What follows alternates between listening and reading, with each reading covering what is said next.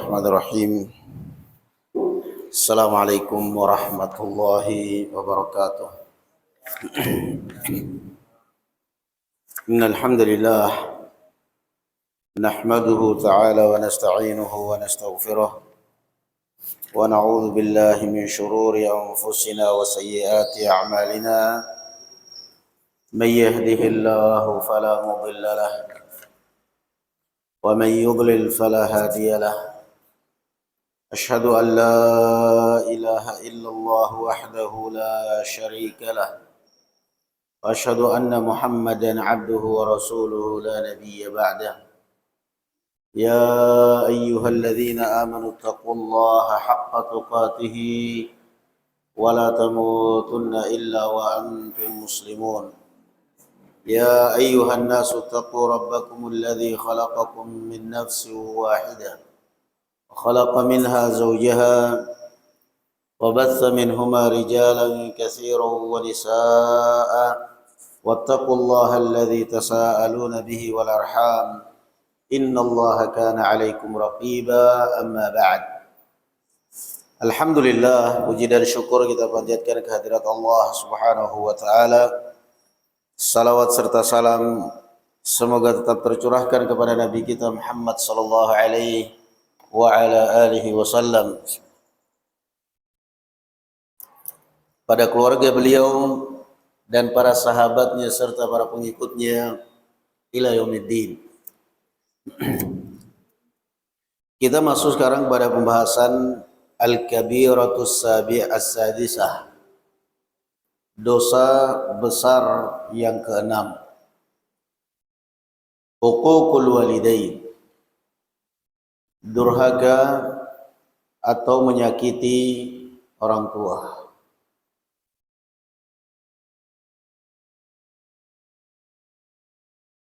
Durhaka kepada kedua orang tua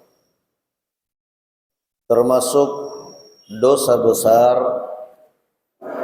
bahkan dosa terlaknat. Oleh sebab itu, saya ingin memberikan nasihat kepada semua orang tua, ibu ataupun bapak, supaya jangan sampai menjadi sebab anak-anakmu durhaka kepada engkau. Jangan hanya menuntut dan membebankan dosa kepada anak. Anak durhaka, anak tidak bakti. Namun sadarlah wahai orang tua bahwa anak itu adalah hasil daripada tanaman orang tua. Ma tazra' tahsud. Apa yang kamu tanam itu yang kamu panen.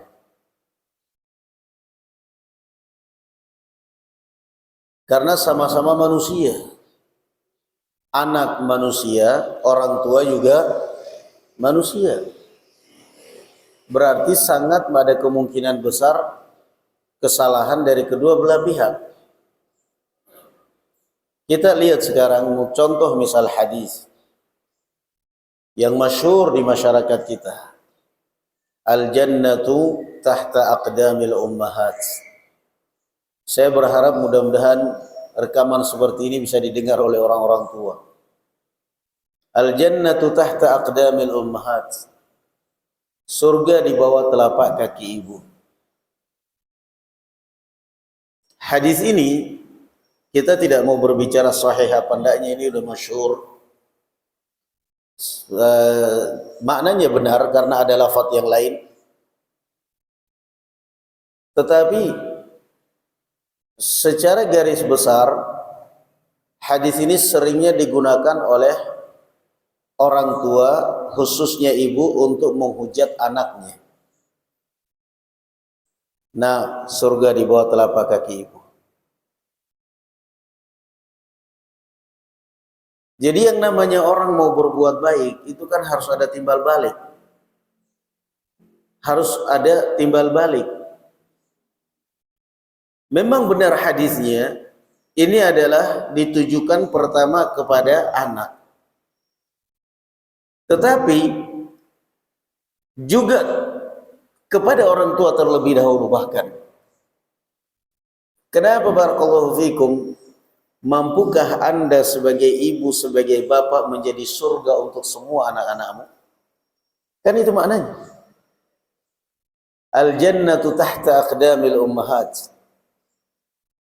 Mampukah Anda sebagai ayah, sebagai ibu menjadi surga untuk semua anak-anakmu?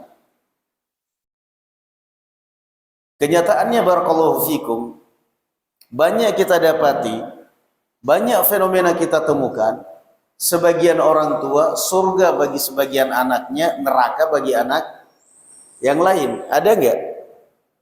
Hah? Ada apa banyak? Ada. Anaknya yang sukses, yang sering ngasih duit, yang berduit, anak kesayangan. Anak bungsunya anak kesayangan, anak mama, anak papa, anak mama, anak papa. Bahkan lagi sholat pun telepon sholat dibatalin. Lagi sholat handphone taruh di depan telepon, ush, ini duit nih, dibatalin. Iya nak, gimana nak, sehat nak? Ya ini bu, ini saya sudah transfer duit. Alhamdulillah. Tapi giliran yang telepon anaknya yang kuli bangunan, jangankan lagi sholat online aja, lah paling-paling curhat.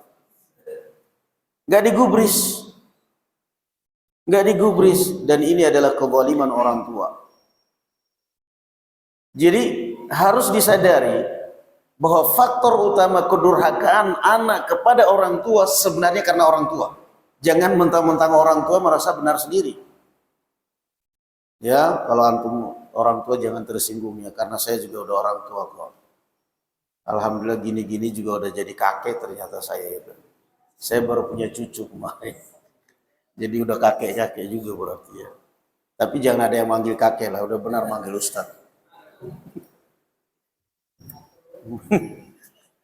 Jadi bisa dipastikan kedurhakaan orang tua, kedurhakaan anak itu karena sebab daripada ketidakadilan orang tua di dalam memperlakukan anak-anaknya. Contoh, di dalam Sahih Muslim, Nu'man bin Bashir radhiyallahu anhu ardah mengkisahkan bahwa suatu saat ayahnya pernah ingin menghibahkan, memberikan kepada dia budak. Lalu ibu saya mengatakan, saya ingin supaya Rasulullah sebagai saksinya. Datanglah kemudian ayah saya Bashir dengan saya Nu'man kepada Rasul sallallahu alaihi wasallam.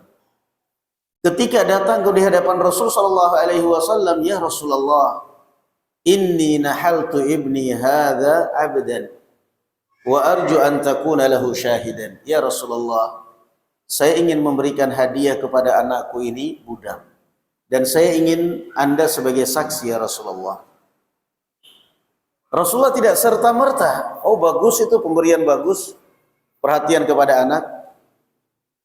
Kata Rasulullah sallallahu alaihi wasallam, alaka waladun ghairu? Kamu punya anak satu ini aja atau ada anak lain? Kamu punya anak satu ini aja atau ada anak yang lain? Qala bala. Kata Bashir, ada ya Rasulullah, ada adiknya, ada kakaknya, ada saudaranya. Rasulullah tanya lagi, akulla waladhika nahaltahu mithla hadha? Apakah setiap anakmu kamu berikan seperti yang kamu berikan kepada Nu'man? Qala la. Kata Bashir, enggak, cuman ini aja, ini kan prioritas, ini anak emas, ini anak khusus saya kasihkan ini. Faqala la tushhidni ala zur. Kata Rasulullah sallallahu alaihi wasallam, jangan kamu libatkan saya dalam persaksian dosa. Di dalam riwayat yang lain Rasulullah tanya, alasta tuhibbu an yakunu laka fil birri sawa? Bukankah yang kamu inginkan dari anak-anakmu ini semua berlomba untuk berbakti kepada engkau? Qala na'am. Bashir mengatakan, iya, itu yang saya inginkan. Mereka semua berlomba. Faqal fala idzan. Kalau kamu ingin anak-anakmu ini berlomba berbakti kepada engkau, membahagiakan engkau, memuliakan engkau, maka jangan tebang pilih, jangan pandang bulu di dalam memuliakan mereka. I'dilu baina auladikum. Adillah kalian di antara anak-anak kalian. Maka harus difahami barakallahu fikum. Jangan sebagai orang tua menjadi bumerang pertengkaran di antara anak. Demikian pula kita sebagai anak. Saya tahu anak saya tahu ibu saya, bapak saya lebih condong ke saya daripada saudara-saudara saya. Ibu saya kalau saya sudah nggak telepon dicarinya, ibu saya kalau saya sudah nggak datang dicarinya, padahal saudara saya dekat. Jangan kemudian kamu sombong, alhamdulillah saya anak mama. Lah, itu anak yang bodoh itu seperti itu. Nggak boleh. Jadi ini adalah pelajaran bagi orang tua barakallahu fikum. Contoh yang kedua siapa? Nabi Ya'qub alaihi salatu wassalam. Kenapa sampai saudara-saudaranya Yakub membuang Yusuf, saudara-saudaranya Yusuf membuang Yusuf di dalam sumur? Orang tua terlalu cinta kepada Yusuf dan ditonjolkan kecintaan itu. Ditonjolkan kecintaan itu. Maka orang tua jangan menjadi orang tua yang bodoh. Yang satu anaknya dipuji-puji, disanjung, kasih uang di depan saudara-saudaranya, 50.000. Yang lain, kok aku nggak dikasih? Kamu pintar seperti dia saya kasih. Kamu orang bodoh kok dia pintar. Yang kamu kasih sombong di hadapan saudaranya, yang nggak dikasih dendam kepada saudaranya. Siapa provokatornya? Orang tua. Orang tua sudah meninggal, anak-anaknya masih bermusuhan satu dengan yang lain. Dosa jariah orang tua ngalir terus-terusan. Auzubillah. Orang tua sudah di alam kubur, anaknya masih bermusuhan gara-gara orang tua. Siapa yang dosa? Dosa jariah wal'iyadzubillah. Maka hati-hati. Makanya Allah Azza wa Jalla katakan bahwa anak itu adalah fitnah. Innama amwalukum wa auladukum fitnah. Kita punya harta, titipan dari Allah Subhanahu wa taala. Bisa enggak kita amanah dalam mengelola? Kita punya anak, titipan dari Allah Subhanahu wa taala. Bisa enggak kita mendamaikan mereka? Bisa enggak kita membuat mereka semuanya baik pada kita? Itu contoh yang kedua, Yusuf. Dibuang ke sumur karena iri dan hasad. Kenapa? Ayah mereka terlalu perhatian. Maka jadi orang tua, jangan pernah menanggapi curhatan anakmu tentang anakmu yang lain. Cuekin aja, sabar. Adik saya itu begini. Dia sabar.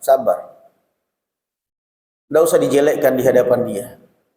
Nggak usah dijelekkan, nggak usah menjelekkan. Toh itu adalah anakmu sendiri. Jangan memuji-muji salah satu anakmu di hadapan saudara yang lain. Jangan menjatuhkan anakmu di hadapan anakmu yang lain. Karena itu yang akan justru membuat pertengkaran di antara mereka. Jadi sekali lagi kalau kita selalu berbicara di dalam Al-Quran bahwa termasuk dosa besar adalah durhaka kepada orang tua, maka sebelum kita berbicara durhaka kepada orang tua, definisi durhaka kepada orang tua, terlebih dahulu orang tua, ciptakanlah anak kita jangan sampai durhaka kepada kita. Jangan sampai kita terlalu condong kepada salah satu di antara mereka. Dan kentara sekali. Entah itu anak perempuan, entah itu anak laki-laki, perlakukan mereka sama. Perlakukan mereka sama. Kalau kamu tidak ingin menyesal dan tidak ingin menjadi lawanmu bakal anak-anakmu itu. Perlakukan mereka sama. Toyib juga di antara yang hal yang sangat penting barakallahu fikum ya ikhwan bagi orang tua supaya bisa menciptakan kondisi anak-anaknya jangan sampai menjadi sebab kedurhakaan kepada dia. Juga orang tua barakallahu fikum di dalam memperlakukan mereka di samping harus adil, harus menyayangi bareng sama. Juga jangan selalu memuji dan menjatuhkan anak yang lain di hadapan anak yang lain. Juga sebagai orang tua barakallahu fikum adalah menunjukkan di hadapan orang anak-anaknya bahwa dia adalah sebagai orang tua yang adil. Yang adil. Jangan sampai sekali lagi condong kepada salah satu di antara anak-anak kita. Karena sudah banyak bukti di dalam Al-Quran. Kalau bukti-bukti itu di dalam Al-Quran tidak ada, maka kita mau ambil bukti apa lagi sudah sekarang? Kita mau ambil bukti apa lagi? Kama tadi intudan. Kita ini kadang-kadang berpikir, ya Allah, ini nanti masa depan anak-anak saya ini gimana ya? Mereka ini berbakti nggak kepada saya? Berbuat baik nggak kepada saya? Nggak usah berpikiran seperti itu. Nggak usah berpikiran seperti itu dan nggak usah khawatir. Kenapa? Mata zra' tahsud. Apa yang kamu tanam sekarang itu yang kamu akan panen nantinya.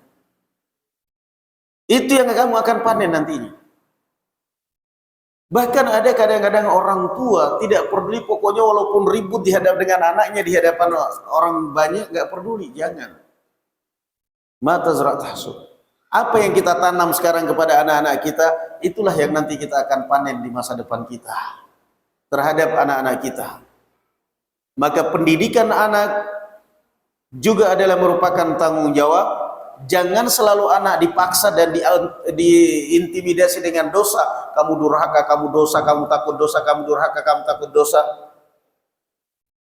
Pak, Bu, saya ini memang binaan siapa sih? Nah, Allah yarham. Bapak saya itu paling nyerah kalau udah ngomong sama saya.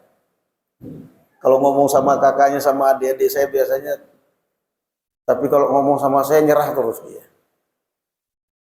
Saat saya rencana ada mau pulang ke Buton, saya nggak percaya sama kamu, kecuali kalau udah nyampe di rumah baru percaya. Kok Bapak ngomong gitu ke saya? Lah nyatanya juga begitu. Terus memang saya ini anaknya siapa? Anaknya Bapak bukan? Ya anaknya Bapak. Ya udah, gua jatuh tidak jauh dari pohonnya. Kurang ajar. Kamu memang kurang ajar. Emang siapa sih Pak? Buah jatuh itu tidak jauh dari pohon Pak. Kurang ajar kamu. Terus siapa didikan siapa emangnya? Kamu tuh gak pernah bisa menang kalau saya debat sama kamu tadi ya. Jadi orang tua juga harus disadarkan. Ada orang tua yang begitu disinggung seperti ini gak mau ngalah, gak mau kalah. Pokoknya wah kamu anak durhaka kurang ajar ini ya. Tapi saya udah kenal karakternya bapak saya, biasa fair gitu. Selesai. Kok bapak bilang gitu ke saya? Memang kebiasaanmu begitu. Emang saya anaknya siapa sih Pak? Nggak mungkin pohon mangga berbuah nangka kan? Ya juga ya. Ya udah, makanya orang tua jangan bilangin anaknya begitu. Itu sudah turunannya. Ya juga ya. Sudah selesai.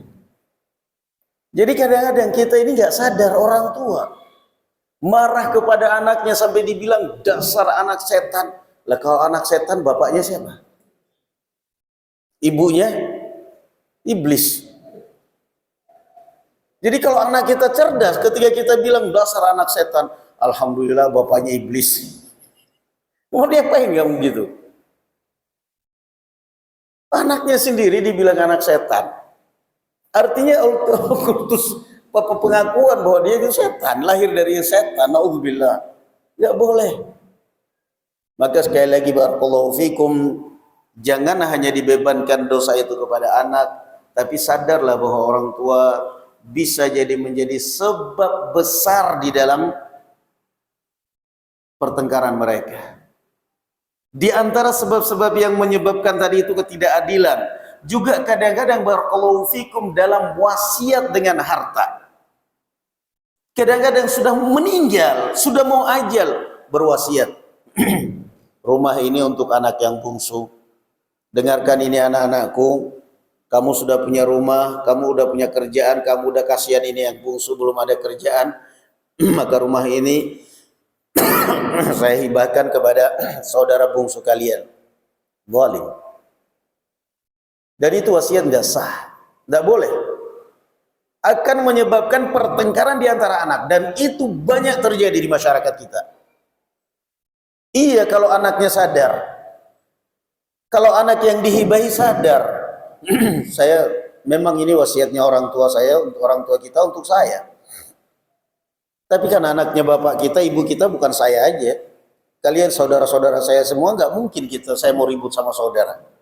Ada apa-apa juga tetap lari ke saudara. Sudah, ayo kita bagi bersama. Itu kalau orangnya waras.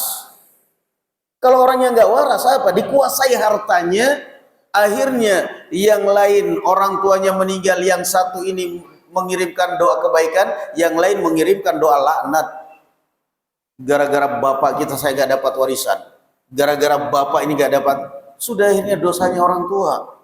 Padahal semestinya dia menjelang ajal di situ sudah nggak usah banyak wasiat, biarkan hartamu masuk harta warisan.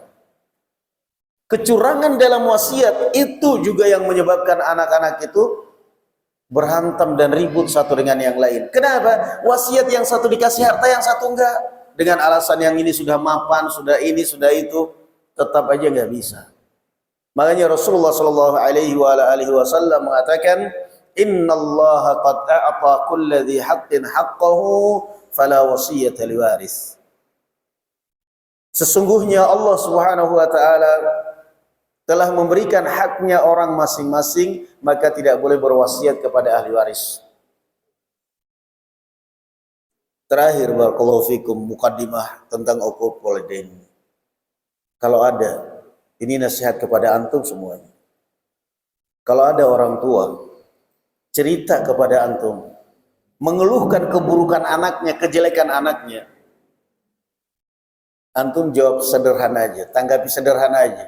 Nggak usah percaya, nggak usah percaya sampai akhirnya antum benci. Oh, saya nggak nyangka loh, padahal anaknya ibu itu ustadz loh, padahal anaknya ibu itu kan ustadz, anaknya ibu itu kan begini-gini kok. Ternyata ibunya cerita. Nggak usah, kamu orang bodoh kalau begitu, kalau gampang percaya. Kamu bilang apa?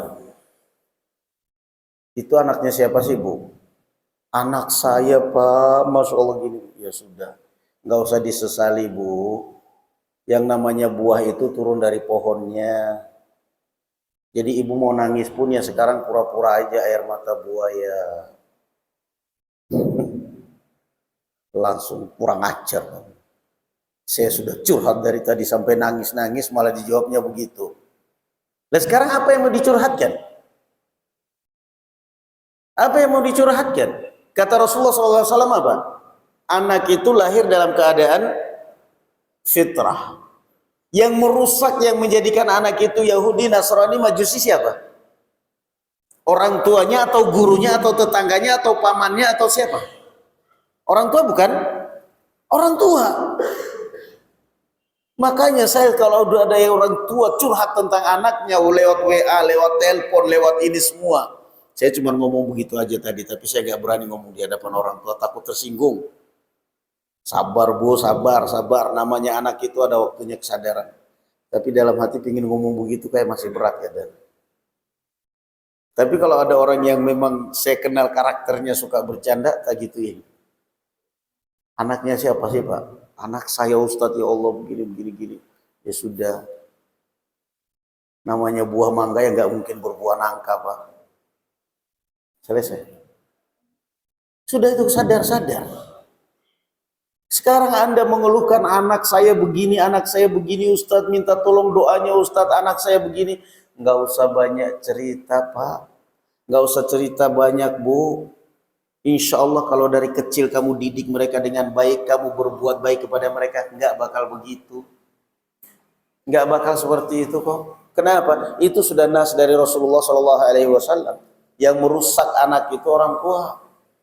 Jangan salahkan guru. Ya, ini anak saya kenapa ini? Saya sekolahkan di pesantren ini kok malah jadi rusak seperti ini. Jangan salahkan guru, salahkan dirimu sendiri. Yang namanya anak, jangan lewat dari umur SD. Kalau sudah umur SMP itu karakternya sudah terbentuk, sudah susah untuk kita arahkan. Apalagi sampai SMA. Anaknya dari SD, SMP, SMA dibiarkan dilepas. Nggak ada pendidikan, nggak ada perhatian, nggak ada suruh sholat, nggak ada. Giliran sudah SMA, sudah rusak, baru dimasukkan di pondok pesantren. Memang pondok pesantren itu bengkel manusia. Minta suruh ganti oli, ganti mesin.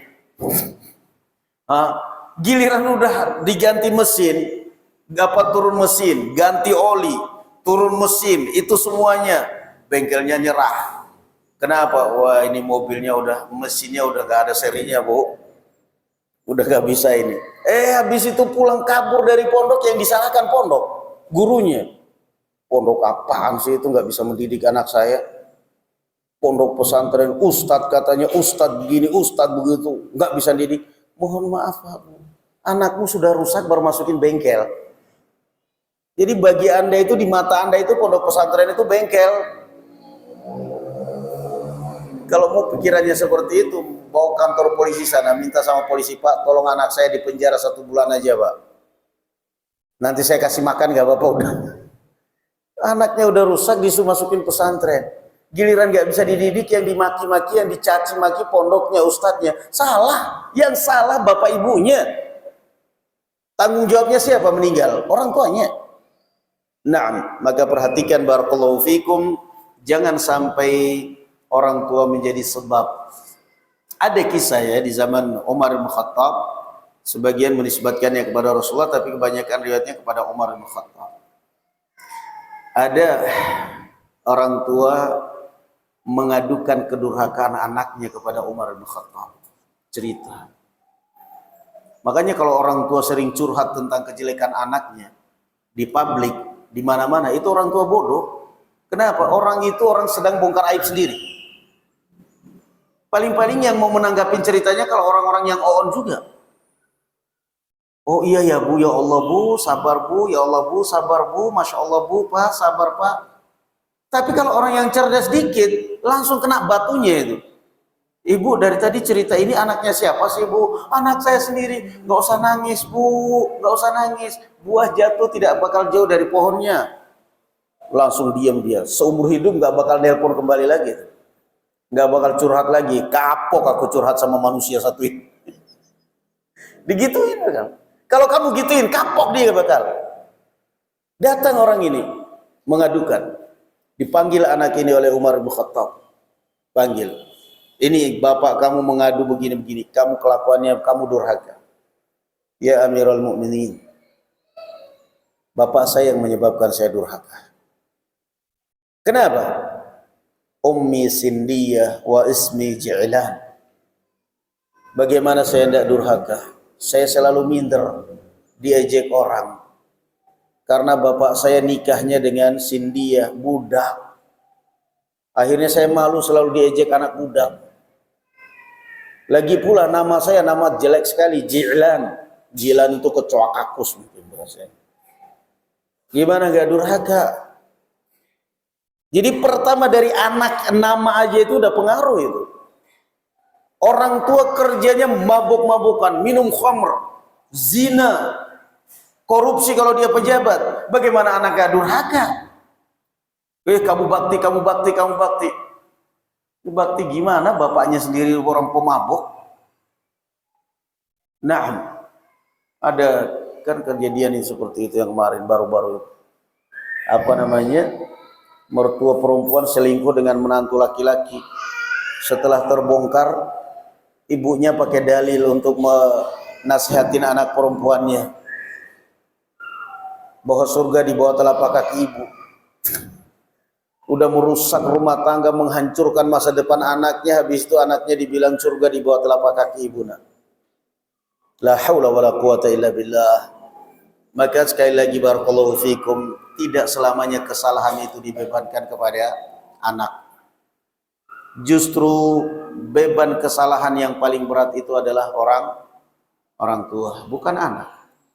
Karena anak itu tergantung bentukan orang tua. Makanya Rasulullah kan memberitakan apa? Ajari anakmu untuk sholat semenjak usia 7 tahun. Bagaimana kamu membentuk karakter, itulah mereka nantinya. Orang tua selalu menakut-nakuti anaknya. Ya sudah, itu nanti juga karakter mereka, karakter penakut. Orang tua melepaskan anaknya akan pemberani. Tergantung bentukan dari orang tua. Makanya kalau antum punya anak laki-laki udah SMP, SMA, jangan terlalu cengeng jadi orang tua. Mondok di Solo, di Jogja, apalagi cuman Brebes, Tegal. naik bus sana, jalan sendiri sana. Saya takut, nggak ada laki-laki penakut kayak gitu. Jalan sana. Udah, nanti dia jalan sendiri. Dengan itu nanti otaknya jalan itu. Laki-laki, kadang-kadang ada santri SMA, udah libur di SMA. Kenapa kamu nggak pulang? Nunggu dijemput Ustaz. Yang jemput kamu siapa? Ibu. Innalillahi wa inna ilaihi raji'un. Kamu sunat lagi ya. Udah MA dijemput sama ibunya, nggak malu kamu laki-laki? Nyusahin orang tua, nyusahin ibunya, manja nggak keter, berangkat sendiri. Latih begitu. Alhamdulillah udah paham sekarang. Kalau udah libur udah pulang duluan, belum dijemput orang tua duluan. Jangan biasakan anak-anakmu seperti itu. Yang namanya anak-anak itu tergantung bentukan orang tua. Bagaimana orang tua membentuk anaknya, itu yang bakal dihasilkan. Nah, anak saya SMP, mondok di Jakarta, pulang liburan. Pulang sendirian, Pak. Naik apa? Sinar Jaya. Oh, nggak berani. Kamu naik Sinar Jaya sampai di Jakarta, terminal Jakarta jam 2 malam. Jangan, saya nggak berani. Apa? Naik travel masuk sana, depan pondok. Sendiri jalan sana. Lepas dengan doa. Biar anakmu itu kejiwaannya apa? Terbentuk. Jangan jiwanya cengeng, manja, penakut. Jangan, barakallahu fikum. Sehingga dia dengan itu bisa berpikir membela diri sendiri. Dia berpikir mandiri, dia berpikir tegak, dia nggak manja selalu pada orang tuanya. Nah, kita masuk kepada kitab. Itu tadi muqaddimah ya ikhwan, karena penting sekali hal-hal yang seperti ini yang seringkali tidak disadari orang tua. Sehingga selalu dosa itu dibebankan kepada siapa? Kepada anak. Anak saya durhaka, anak saya durhaka. Mohon maaf Pak, Bu, mulai sekarang Anda harus merubah mindset itu. Bahwa sebenarnya anak itu adalah bentukan dari orang tua. Selesai, titik. Dan mulai sekarang antum, istri antum, kalau ada yang curhat orang tua tentang anaknya, bilang sama dia, buah jatuh tidak jauh dari pohonnya. Jadi kalau ada orang tua curhat tentang kejelekan anaknya, itu sama halnya sedang membongkar aib sendiri. Berarti dia dari kecil nggak bisa ngajar anaknya. Qala rahimahullahu ta'ala, uququl walidain, durhaka pada kedua orang tua. Durhaka pada kedua orang tua itu tidak dijelaskan oleh Allah Azza wa Jalla bentuk kedurhakaan itu apa.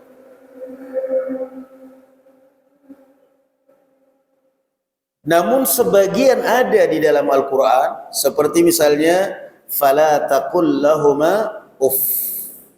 Jangan sekali-kali mengatakan di hadapan orang tua kamu wala tanharhuma, apalagi menyentak mereka. Itu diantara bentuk apa? Kedurhakaan. Mengatakan di hadapan mereka orang tua, apaan sini orang tua. Yang kedua apa? Wala tanharhuma, jangan menghardik mereka. Ibnu Abbas radhiyallahu anhu mengatakan dalam seperti diriwayatkan oleh Imam Al-Bukhari rahimahullah dalam kitab Al-Adabul Mufrad, beliau mengatakan bukaul walidaini minal uquq. Tangisan orang tua itu termasuk bentuk kedurhakaan. Artinya kita menyebabkan orang tua menangis itu termasuk bentuk kedurhakaan. Nah, maka hati-hati benar kita di dalam memperlakukan orang tua kita itu. Apalagi orang tua kita sudah tua, misalnya merasa punya anak laki-laki, akan dijadikan tempat curhat kita itu. Padahal kita sendiri juga rumah tangganya lagi gejolak terus. Tapi ibu kita datang curhat tentang bapak kita. Bapak kalian itu kurang ajar, begini, begitu, begini, begitu. Ntar bapak kita datang curhat lagi ke kita. Ibu kalian begini, begitu, begitu. Waduh, gimana ini? Di situ ujian berat bagi Anda. Mau berpihak kemana Anda ini? Bahaya. Paling enak menjadi pendengar setia. Kamu mau bilang, Bu, nggak usah banyak bicara Bu, saya udah tahu. Sakit hati orang ibu kita, nangis dia. Kita mau bilang, Bu, nggak usah banyak bicara Bu, menyesal apaan? Saya juga toh mau menyesal, toh saya juga buktinya adik saya banyak kok menyesal. Orang tua kita nangis, ibu kita nangis. Bapak kita curhat, otomatis kan mereka minta masing-masing apa? Pembelaan. Disitulah kita harus stabil. Pak, mohon maaf ya Pak, ibu saya, Bapak mau mukul dia, yang penting jangan dengan kayu Pak. Bapak mau mukul ibu saya, mau mukul mama saya, silahkan. Yang penting dengan tangan kosong, jangan di muka, jangan di badan, pukul untuk memberikan pelajaran. Bapak nggak dosa, kenapa? Istrinya, itu haknya Bapak mendidik istri. Tapi kalau saya sebagai anak, jangankan mukul, nyentak aja saya dosa Pak. Jadi kalau mau curhat, curhat aja ya Pak, saya nggak tanggapin. Itu saya bilang kepada bapak saya, Allah yarham, kalau udah curhat. Nah, jadi itulah realita yang memang di dunia ini harus kita hadapi. Disitulah posisimu sebagai seorang anak. Bagaimana ketika orang tua kamu curhat supaya kamu tetap adil. Begitu curhat ke misalnya kepada adik saya, ternyata adik-adik saya terhasut. Telepon memang bapak kita tadi, bapak mama baru cerita bapak. Saya tahu kamu seperti itu, kenapa? Ada ibu di tempat kalian kan? Ada. Nggak boleh seperti itu. Itu namanya durhaka. Nggak boleh. Tetap kita lahir dari bapak dan ibu kita. Nggak mungkin. Nggak mungkin. Biarkan ibu kita cerita, dengarkan. Bapak kita cerita, dengarkan. Jangan berpihak kemanapun. Rangkul mereka. Pegang tangan mereka. Bapak saya, ibu saya, ayo kita sama-sama menuju surga Allah Subhanahu wa Ta'ala. Jangan berpihak kemanapun. Jangan membela ibu kamu menjatuhkan bapakmu, jangan pula sebaliknya, apalagi menjatuhkan dua-duanya. Jangan. Lihat di dalam Al-Quran. Allah Subhanahu wa Ta'ala setelah berbicara dalam surat An-Nisa itu pembagian warisan. Allah mengatakan apa? Aba'ukum wa abna'ukum la tadruna ayyuhum aqrabu lakum naf'an. Fariidatan min Allah. Wallahu alimun halim. Kata Allah Azza wa Jalla, di antara anak-anak kalian, anak yang pertama, anak perempuan, anak laki-laki, anak bungsu, di antara anak-anakmu atau anak kandung atau anak tiri, atau di antara orang-orang tua kamu, kamu tidak tahu nanti di akhir hayat kamu yang paling bermanfaat di antara mereka ini siapa? Kita tahu nggak sekarang? Subhanallah. Kalau kita kembali kepada Al-Quran ya ikhwan, Masya Allah, kita geleng kepala keajaiban Al-Quran. Kamu punya anak 5, 6 taruhlah. Satu di antara 6 anakmu ini yang kamu anak emaskan. Kamu manjakan, kamu ini, kamu itu. Ujung-ujungnya begitu menjelang akhir hayat kamu sakit. Justru yang rawat adalah anakmu yang kamu benci, yang selalu kamu kucilkan. Ada nggak seperti itu? Shadaqallahul azim.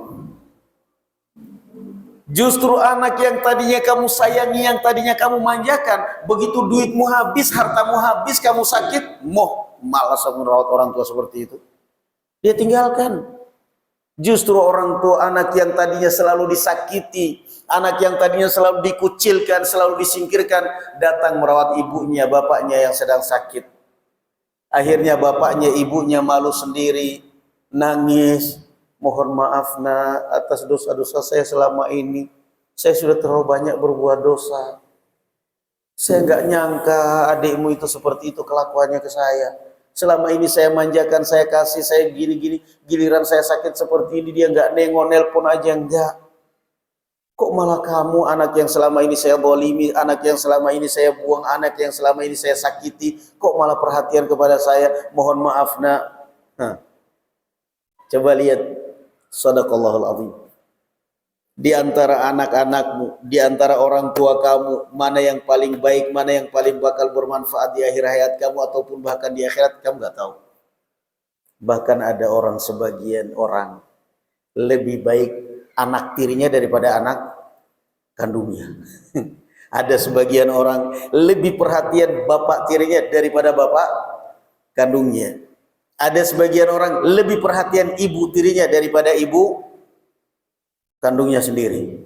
Nah, makanya salah itu lagu itu, ibu tiri hanya cinta kepada ayahku saja, itu salah itu lagu. Itu teror itu. Itu teror loh. Jangan tidak disadari orang kalau itu dulu teror. Orang-orang tua kita dulu kan Masya Allah gampang sekali. Mereka pantang untuk berzina. Kalau sudah doyan dengan perempuan ya nikah-nikah. Masalah urusan piring mau pecah urusan belakangan. Itu orang tua kita zaman dahulu. Kenapa? Mentalnya top. Nah, urusan mau piring pecah mau apa urusan belakangan. Yang penting suat-suat nikah-nikah. Diteror dengan itu. Kejaman ibu tiri, naudzubillah. Lihat dalam Al-Quran seperti itu. Aba'ukum wa abna'ukum. Di antara orang-orang tua kamu, di antara anak-anak kamu, kamu tidak tahu sekarang itu nggak bisa kamu prediksi. Yang bakal nanti berbakti kepada kamu, yang bakal nanti mengangkat derajat kamu, yang bakal nanti mengurusi kamu, yang bakal nanti mengopeni kamu nggak tahu. Kita bisa memastikan nggak sekarang ini? Nggak bisa. Sebagian orang tua kadang-kadang anak satu pokoknya saya berharap, ya nak ya, jangan lupa pokoknya nanti kalau saya tua kamu yang rawat saya, kamu yang ini. Iya. Kenapa? Duitnya masih banyak orang tuanya. Begitu orang tuanya duitnya habis, assalamualaikum. Nauzubillah. Maka jangan terlalu mengistimewakan sebagian anak mengabaikan yang lain. Qala Allah Azza wa Jalla, Allah Azza wa Jalla berfirman, wa qada rabbuka, dan Allah memerintahkan, qada ay amara, dan Allah memerintahkan, alla ta'budu illa iyyah, agar jangan engkau beribadah kepada selain Allah subhanahu kecuali kepada Allah Subhanahu wa taala. Allah ta'budu. Ini perintah yang pertama. Perintah yang pertama apa ya ikhwan? Allah ta'budu illa iyyah, dan inilah tujuan daripada diciptakan manusia. Inilah tujuan daripada terciptanya manusia. Anda mau ingin bahagia, mau ingin hidup Anda tenang, ibadah. Sebab orang kadang-kadang susah banget mencari ketenangan hidup. Dia ingin hidup tenang, dia ingin hidup bahagia.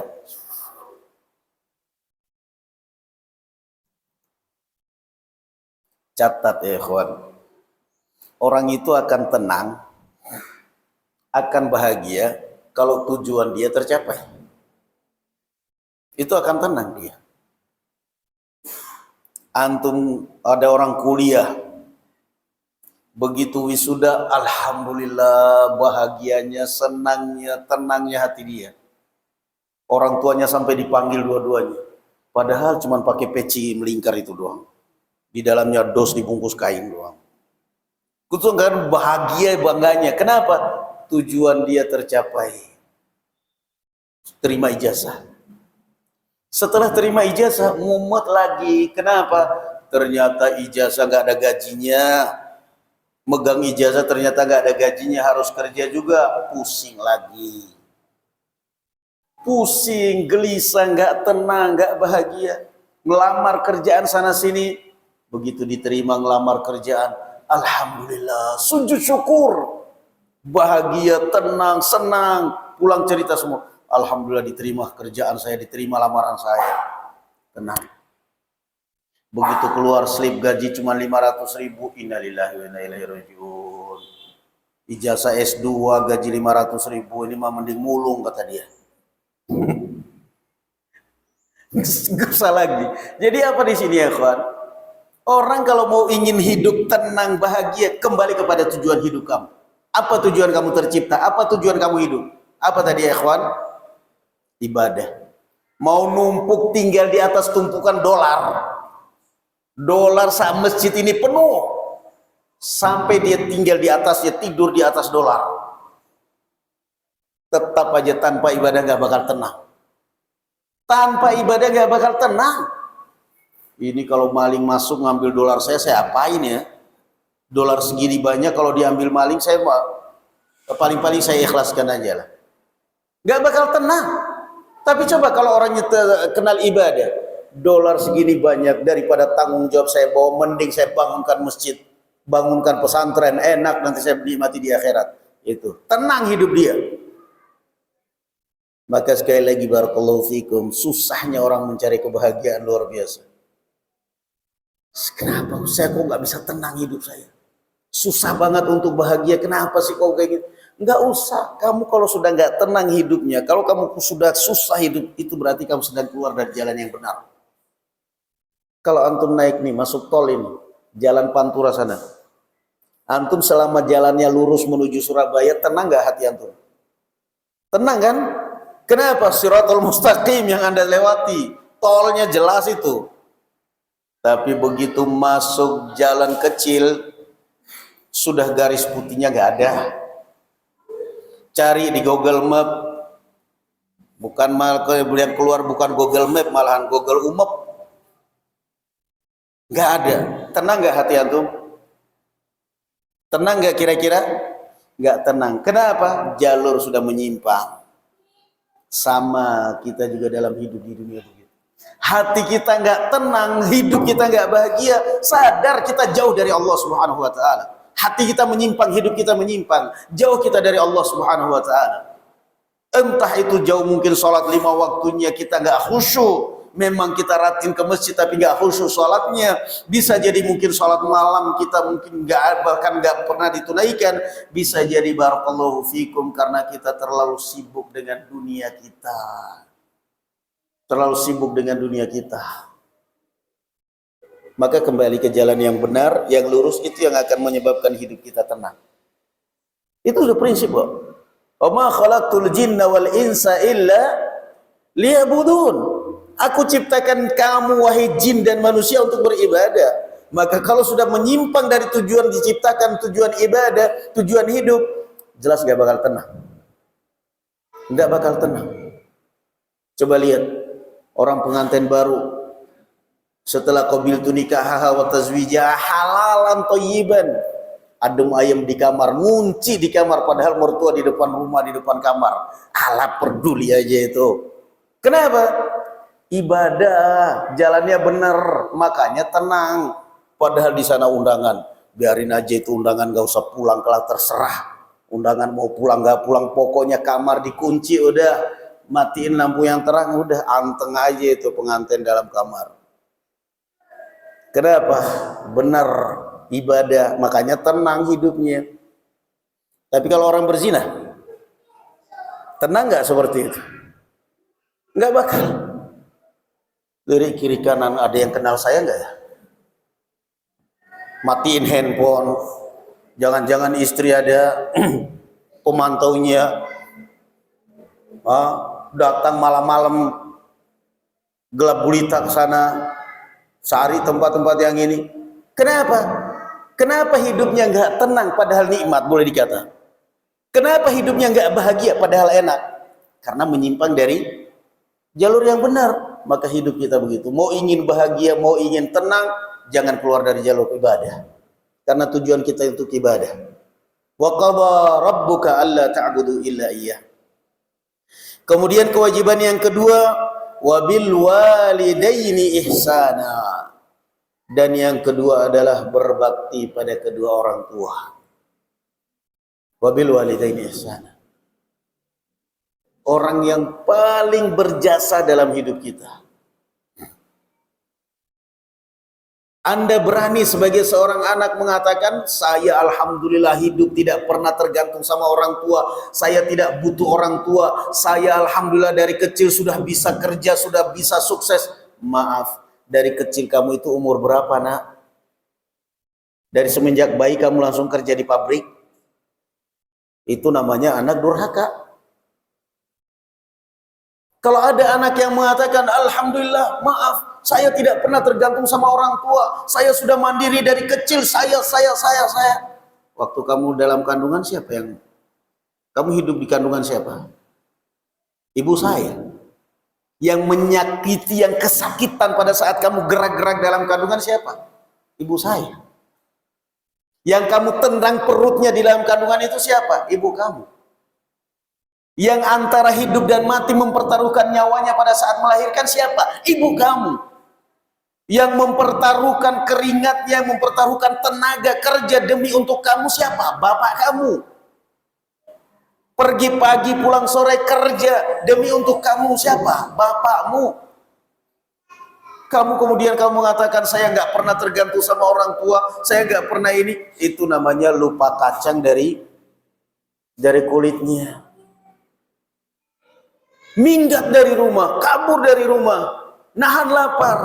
Lewat penjual bakso, penjual mie, dikasih satu piring. Alhamdulillah, terima kasih banget Pak. Saya tidak akan pernah melupakan jasa Bapak. Saya nggak pernah melupakan kebaikan Bapak. Ini namanya anak kurang ajar. Cuman dikasih satu piring bakso, bilang nggak pernah akan melupakan kebaikannya. Sementara ibunya 9 bulan tidur dalam kandungannya. Sementara bapaknya banting tulang demi untuk dia. Secepat itu dia lupakan. Hanya karena dimarahin, ditegur dengan satu masalah, 2 masalah. Ini namanya anak durhaka. Nah, ada kisah seperti itu. Anak SMP minggat dari rumah orang tuanya. Tinggal di kolong jembatan, kedinginan, kelaparan, lewat penjual bakso. Kenapa kamu nak? Cerita minggat dari rumah orang tuanya, dimarahi ini semuanya. Saya kelaparan Pak, bisa nolong saya Pak, saya kelaparan, gak punya duit, tapi dikasih sepiring bakso. Terima kasih banyak. Saya tidak akan pernah melupakan kebaikan Bapak. Bapak sudah menolong saya. Penjual baksonya bijaksana, cerdas. Kamu cuman saya kasih sepiring bakso, kamu tidak mengatakan tidak pernah melupakan kebaikan saya. Berapa piring yang kamu makan dari orang tua kamu? Berapa umur kamu sampai sekarang dari orang tua kamu? Bayi dibesarkan orang tua kamu. Segitu gampang kamu lupakan, sementara saya cuma ngasih sepiring, pulang ke rumah orang tua kamu. Gak boleh kamu seperti itu. Jadi kadang-kadang itulah anak, barakallahu fikum ya ikhwan, terbawa emosi sehingga sampai melupakan kebaikan-kebaikan orang tuanya. Naam. Imma yablughanna 'indakal kibar ahaduhuma. Dan jika orang tua kamu sudah menginjak usia tua, salah satunya atau dua-duanya, fala taqul lahumā uff. Jangan sekali-kali kamu mengatakan di hadapan mereka wala tanharhuma, dan jangan menghardik mereka. Wa qul lahumā qawlan karīmā, dan ucapkanlah di hadapan mereka ucapan yang lembut. Wakhfid lahuma janahadz dzulli minar rahmah, dan rendahkanlah dirimu di hadapan mereka karena sayangnya kamu pada mereka. Allahu akbar.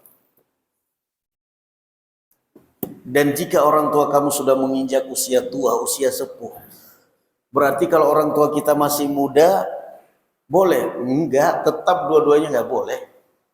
Tetapi kenapa Allah mengkhususkan di sini kalau orang tua kamu sudah menginjak usia sepuh? Biasanya kalau anak mau durhaka kepada orang tuanya masih muda, mikir. Apalagi kalau orang tuanya bapaknya jago silat. Mikir. Waduh, bapak saya ini gawat. Berani dikit aja keluar jurusnya, prak, hajar. Takut orang masih. Tapi ketika orang tua kita sudah umur 80 tahun ke atas, itu tenaga sudah lemah. Ini harus disadari. Orang tua kita itu tenaga sudah lemah pada saat umur 80 tahun ke atas, 70 tahun ke atas bahkan sudah lemah. Maka pada saat kamu sakiti, dia akan melawan kamu dengan apa? Dengan doa. Na'udzubillah. Bahaya. Waktu dia masih muda kamu sakiti, dia ngancam. Berani, coba ngomong sekali lagi, ini udah panas tangan ini, udah lama nggak ngeplekin orang ini. Coba ulangi lagi nak, ngomong ulangi. Enggak Pak, maaf Pak. Nah, gitu baru benar jadi anak. Udah tua. Umurmu sudah 80 tahun, anakmu 30 tahun, 35 tahun, tenaganya udah prima-primanya, sementara kamu lemah-lemahnya. Disakiti, dia sudah nggak berani ngancam lagi. Mau ngancam dia sudah nggak punya harta, nggak punya tenaga, nggak punya harta. Mau ngancam apa lagi sekarang? Dia sudah nggak ngancam, dia hanya diam, dia hanya nangis. Tapi di balik tetesan air matanya, barakallahu fikum ya ikhwan, terkandung doa.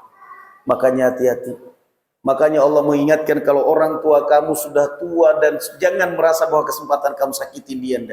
Dia tidak bakal melawan kamu dengan tenaga. Dia tidak bakal berani mengancam kamu lagi. Dia hanya akan menangis pada saat kamu sakiti. Dia masuk di kamar, dia mengadukan kamu kepada Allah Subhanahu wa taala. Na'udzubillah. Bahaya. Dari sisi lain, orang tua kita itu, barakallahu fikum ya ikhwan, sekalipun kita sudah punya anak, bahkan sudah punya cucu, ternyata bagi orang tua kita itu ya anak kecil kita itu. Subhanallah, itu orang tua. Jadi rupanya apa yang diacapkan orang-orang tua kita dulu, yang kita tidak anggap, yang tidak kita dengar, apa-apa. Nanti begitu kita tua akan diref kembali itu, ternyata benar, ternyata benar, ternyata benar. Makanya kalau antum nasihati anak antum, ternyata dia nggak dengar, biarin aja, nggak usah dipaksakan, biarin aja, cuekin aja. Nanti dia bakal ngalamin itu. Sekarang dengan usia kita punya anak, kita punya cucu, kita ngeref itu wasiat-wasiatnya orang-orang tua kita. Ya Allah, saya alami sekarang. Dulu waktu bapak saya bilang begini, saya cuekin, saya bilang nggak mungkin. Kita alami. Jadi orang tua kita itu jangan merasa toh saya juga sudah punya istri kok, sudah punya anak kok. Kenapa sih saya masih dicari? Enggak. Yang namanya orang tua kita itu makin tua, dia itu bayangannya waktu kita masih kecil-kecil di pangkuan dia, mengerumunin dia. Maka sekalipun kita udah punya anak, udah punya istri, udah punya cucu, bagi ibu kita itu anak-anak kecil. Dicari, kemana kamu nak? Manggilnya gitu. Kemana kamu nak? Ditelepon, gak diangkat. Kepikiran. Gak diangkat itu tekanan pikiran bagi dia. Bahkan bisa jadi jatuh sakit. Kemana ini anak saya ini, ya Allah, saya telepon gak ngangkat. Kemana ini anak saya? Kemana? Jadi bagi dia orang tua kita itu, sekalipun kita sudah tua, sudah punya anak, sudah punya cucu, bagi orang tua kita itu ya anak-anak kita di hadapan dia. Jadi memang kita harus sadar, karena semua itu adalah perputaran waktu, perjalanan waktu. Juga nanti suatu saat kita akan mengalami kalau umur panjang. Apa yang sekarang dari orang tua kita akan mengalami itu kalau umur panjang. Karena pada hakikatnya kehidupan dunia ini, barakallahu fikum ya ikhwan, roda berputar. Roda berputar. Dulu waktu kita masih kecil, bangga kita kalau ikut orang tua kita. Bangga kita kalau ikut orang tua, apalagi kalau orang tua orang yang terkenal, orang yang dihargai orang banyak. Kita ikut bapak kita. Anaknya Pak, iya, kepala itu rasanya udah GR itu. Anak saya Pak. Bangga kita. Kalau orang tua kita misalnya tokoh adat, petua masyarakat, kemudian kita ikut, bangga. Giliran orang tua kita sudah tua, kita anaknya mulai terkenal, kita anaknya mulai dikenal, mulai banyak tamu, gantian. Sekarang yang cari muka, yang caper orang tua kita. Bapaknya Ustadz, iya bapak saya, Insya Allah. Subhanallah, itu semua realita kehidupan dunia ya kawan. Roda berputar. Ini bapaknya Pak, iya ini bapak saya. GR dia, kenapa? Anaknya terkenal, anaknya jenderal, anaknya pejabat tinggi, anaknya orang terkenal. GR dia ikut anaknya. GR dia ketika misalnya kita ada tamu di rumah, anaknya ada tamu, orang-orang terkenal, GR dia tampil dia. Pokoknya datang, supaya orang nanya, ini bapaknya? Iya, itu udah bangga sendiri dia. Sama kita waktu kecil juga begitu. Jadi maklumin aja, kalau orang tua kita kadang-kadang cari muka pada orang, pada saat ada tamu, maklumin. Kenapa? Kita waktu kecil begitu, gantian sekarang. Dunia ini roda, barakallahu fikum ya akhwan. Dunia ini roda. Maka satu kebanggaan, barakallahu fikum, di dunia, kalau kita bisa menciptakan, kalau kita bisa menjadikan anak kita anak yang saleh dan salihat. Jangan lupa doa setiap hari apa? Rabbana hablana min azwajina wa dzurriyyatina qurrata a'yunin waj'alna lil muttaqina imama. Ya Allah, Rabbana hablana, ya Allah, berikanlah pasangan-pasangan kami orang-orang yang saleh, salihat, wa dzurriyyatina, dan anak keturunan kami orang-orang yang saleh, yang menyejukkan mata kami. Waj'alna lil muttaqina imama, dan jadikan kami ini sebagai pemimpin orang-orang yang bertakwa. Artinya kalau anak-anak kita adalah anak-anak yang bertakwa, cucu kita cucu-cucu yang bertakwa, maka kita berarti menjadi pemimpin orang yang bertakwa. Ini ayat yang kita baca ya ikhwan, dan selalu dijadikan perintah berbakti pada orang tua, perintah yang kedua setelah perintah beribadah kepada Allah. Dan karena kita tidak mungkin barakallahu fikum saleh tanpa ada orang tua kita. Kita tidak mungkin ada bahkan tanpa ada orang tua kita. Maka Allah Azza wa Jalla Maha Adil, ayo kamu berbakti dan berbalas kebaikan pada orang tua kalian. Na'am barakallahu fikum. Wallahu alam bissawab. Ila huna walhamdulillah. Subhanakallahumma bihamdik. Asyhadu an la ilaha illa anta astaghfiruka wa atubu ilaik. Assalamualaikum warahmatullahi wabarakatuh.